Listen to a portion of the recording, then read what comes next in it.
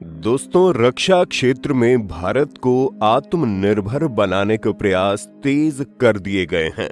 भारत सरकार का विजन है कि सेना द्वारा जितने भी हथियार इस्तेमाल किए जा रहे हैं उनको देश में ही तैयार किया जाए।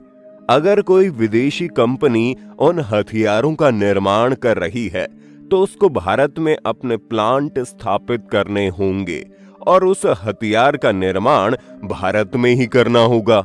इसके अलावा भारत सरकार द्वारा प्राइवेट सेक्टर की डिफेंस कंपनियों को दिया जा रहा प्रोत्साहन रंग दिखाने लगा है। डीआरडीओ, इसरो और एचएएल के वैज्ञानिक घातक हथियारों का निर्माण तो कर ही रहे थे, अब प्राइवेट सेक्टर की डिफेंस कंपनियां भी मैदान में उतर चुकी हैं और ऐसे ऐसे कॉन्सेप्ट दुनिया के सामने रख रही हैं। ऐसे ऐसे हथियारों को लेकर ऐलान किया जा रहा है जिसे जानने के बाद पूरी दुनिया सन्न रह गई है। कुछ दिनों पहले ही आपने सुना होगा कि भारत सरकार द्वारा टाटा ग्रुप को 22,000 करोड़ रुपए का एक बहुत ही महत्वपूर्ण प्रोजेक्ट सौंपा गया है, जिस प्रोजेक्ट की मदद से भारतीय वायुसेना को ऐसा विमान मिलेगा जिसकी मदद से भारतीय वायुसेना किसी भी देश के ऊपर एयर स्ट्राइक और हवाई कार्रवाई को अंजाम दे सकेगी। इस विमान में ऐसी ऐसी टेक्नोलॉजी का इस्तेमाल किया जाएगा जो अमेरिका जैसे सुपर पावर देश के पास मौजूद नहीं होगी।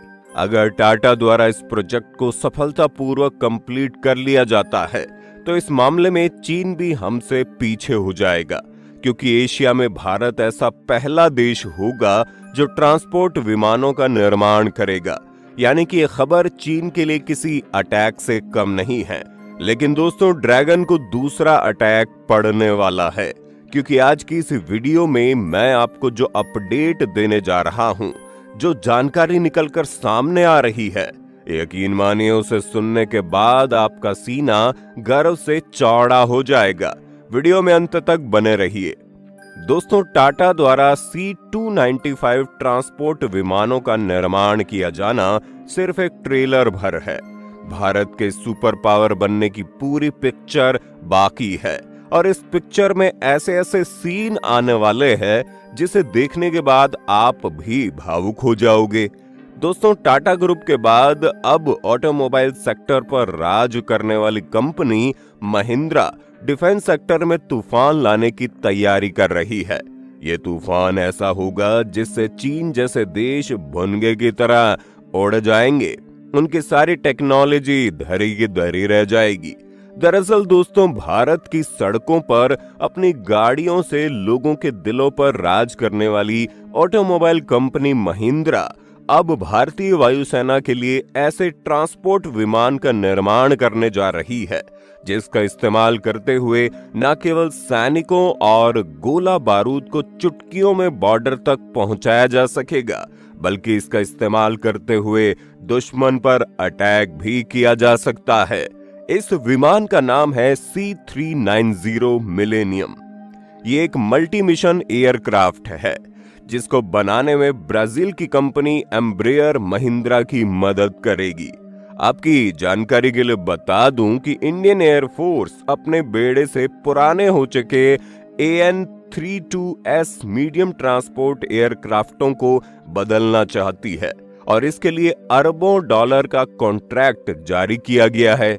लिहाजा दुनिया की बड़ी बड़ी हथियार कंपनियों के बीच इस डील को जीतने के लिए रेस शुरू हो गई है और इसी चीज को ध्यान में रखते हुए ब्राजीलियाई company Embraer defence and security और भारतीय कंपनी महिंद्रा ने C390 मिलेनियम के निर्माण के लिए हाथ मिला लिया है, जिसका मकसद भारत में मल्टी मिशन विमान तैयार करना है। इस रेस में अमेरिका की सबसे बड़ी company aerospace company Lockheed Martin ने अपने C130J सुपर हरक्यूलिस को और यूरोपीय company Airbus defence and space ने अपने A400MA विमान को उतारा है।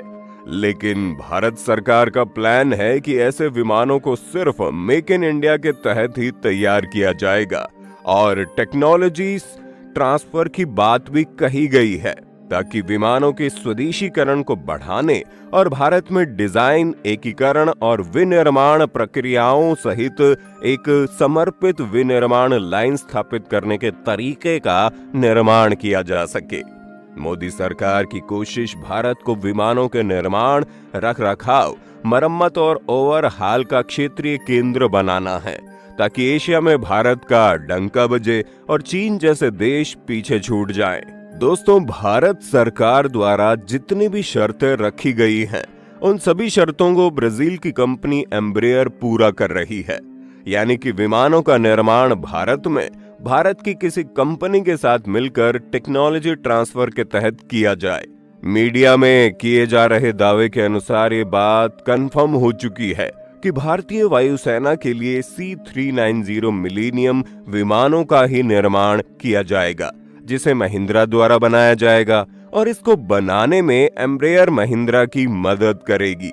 आपकी जानकारी के लिए बता दूं कि महिंद्रा ने अभी तक किसी भी प्रकार के ट्रांसपोर्ट विमान का निर्माण नहीं किया है, यानी ये प्रोजेक्ट महिंद्रा के लिए बिल्कुल नया होगा।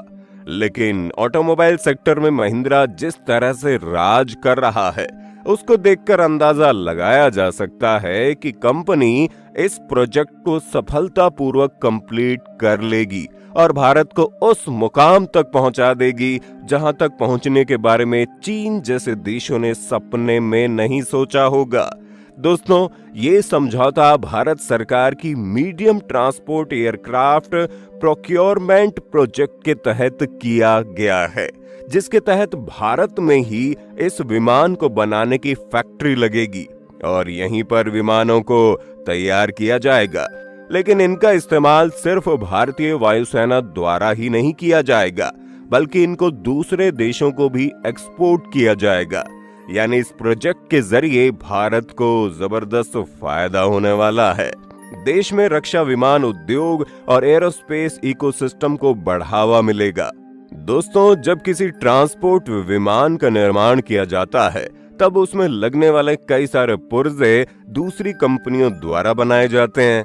यानी कि जब भारत में C390 मिलेनियम ट्रांसपोर्ट विमान बनने लगेंगे, तो उसमें लगने वाले कई तरह के पुर्जों के लिए सप्लाई चेन की जरूरत होगी, जिसे देश की अन्य कंपनियों द्वारा पूरा किया जाएगा। यानी कि इस डील में सिर्फ महिंद्रा को ही नहीं, बल्कि भारत की अन्य कंपनियों को भी फायदा होगा।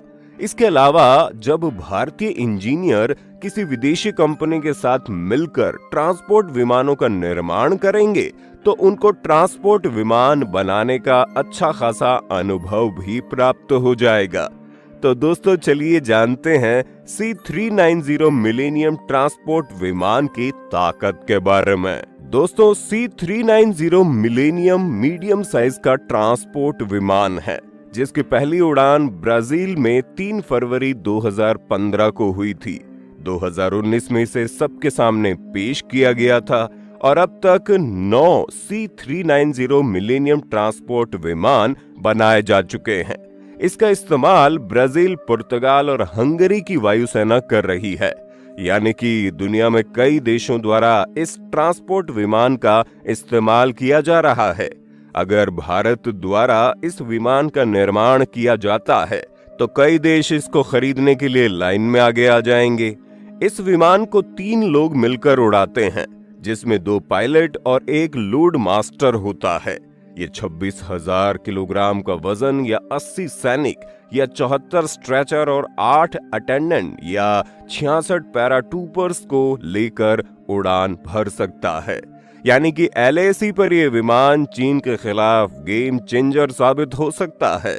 इस विमान की लंबाई 115.6 फीट, ऊंचाई 38.10 फीट और विंग स्पैन 115 फीट है।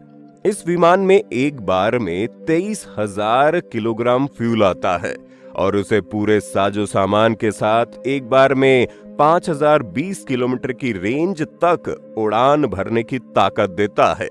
इसकी अधिकतम गति 988 किलोमीटर प्रति घंटा है। वैसे इसे आमतौर पर 870 किलोमीटर प्रति घंटे की रफ्तार से उड़ाया जाता है।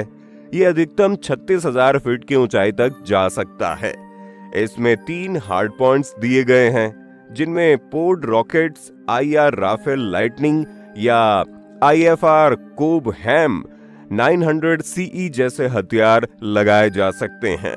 यानी कि इस विमान का इस्तेमाल दुश्मन पर हमला करने के लिए भी किया जा सकता है, लेकिन आमतौर पर इसका इस्तेमाल बचाव कार्यों में किया जाता है ताकि लोगों को सुरक्षित स्थान तक पहुंचाया जा सके। दोस्तों, अगर चीन और पाकिस्तान जैसे धूर्तबाज किसी देश के पड़ोसी हों, तो उस देश के लिए इस तरह के विमानों का महत्व काफी बढ़ जाता है। 2020 में गलवान झड़प के बाद भारत ने लगभग 90 टैंकों और 300 से ज्यादा पैदल सेना के लड़ाकू वाहनों के साथ 68,000 से ज्यादा अतिरिक्त सैनिकों को लद्दाख की बर्फीली ऊंचाइयों तक पहुंचने के लिए इसी तरह के विमान का इस्तेमाल किया था। यानी कि युद्ध जैसी स्थिति में ये विमान भारत के लिए काफी उपयोगी साबित होंगे। भारतीय वायुसेना के अपग्रेडेड AN-32 विमानों का बेड़ा काफी पुराना हो चुका है। वे 2031-32 तक अपनी 44 साल की सेवा पूरी कर लेंगे, यानी इनको जल्द से जल्द रिप्लेस करने की आवश्यकता है। इनकी संख्या लगभग 100 के आसपास है। भारत ने शुरुआत में रूस के साथ एक संयुक्त विकासात्मक परियोजना के तहत मीडियम ट्रांसपोर्ट एयरक्राफ्ट को खरीदने की योजना बनाई थी, जिसको लेकर भारत और रूस के बीच समझौता भी किया गया था।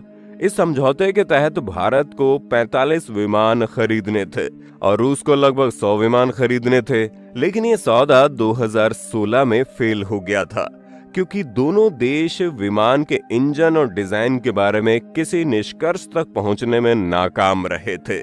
तो दोस्तों, इस वीडियो में फिलहाल के लिए बस इतना ही। वैसे आपको क्या लगता है, क्या महिंद्रा भारत सरकार के इस ड्रीम प्रोजेक्ट को सफलतापूर्वक कंप्लीट करने में सफल हो पाएगी? आप अपनी राय हमें कमेंट के माध्यम से जरूर बताएं।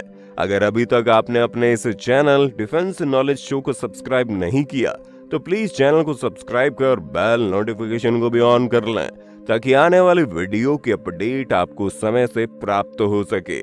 वीडियो को अंत तक देखने के लिए धन्यवाद। जय हिंद, जय भारत।